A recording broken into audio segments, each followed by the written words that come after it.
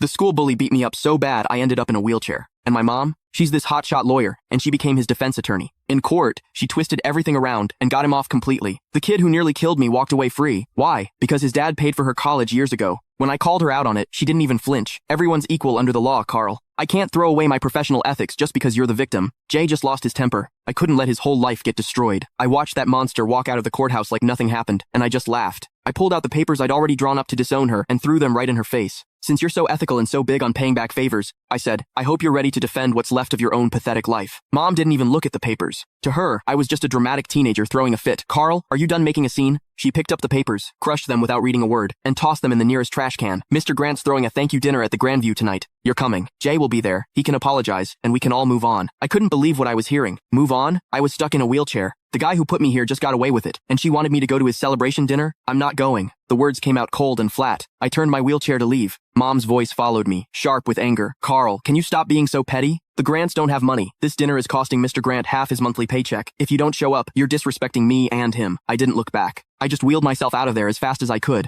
getting away from that suffocating courthouse. Outside, the bright sun made me dizzy. Dad's car was parked at the curb. He saw me and rushed over, looking nervous and worried. Carl, what happened? Did they convict him? Looking at this man, who's been a doormat his whole life, I felt completely helpless. He got off. Not guilty. Dad just stood there with his mouth hanging open. How could? Your mom said it was just a formality. She said she'd get Jay a suspended sentence at most. How did he get acquitted? I laughed bitterly. Dad, your wife is a star lawyer. When she wants someone to walk, they walk. Even if that person broke her own son's leg. Dad wrung his hands, clearly stressed. But she must have her reasons. That Mr. Grant guy really did help her. Stop. I cut him off. Take me to the hospital. I'm not going home. Dad hesitated, glancing back at the courthouse. Well, your mom just texted. She says we need to go straight to the Grandview. She said if we don't show, she'll cancel my credit card. I looked at him, 50 years old, and he lives like a dog. Mom controls every penny. He doesn't even dare talk back to her. Then you go. I pulled out my phone and called a wheelchair-accessible Uber. I'll get there myself. Carl, don't do this. Dad reached for me, but I pushed his hand away. Dad, if you still think of me as your son, don't go to that dinner. If you go, don't bother visiting me again. The car showed up. The driver helped me in. Through the window, I saw Dad standing on the sidewalk, torn. Finally, he sighed, turned around, and got in his car. He drove toward the Grandview.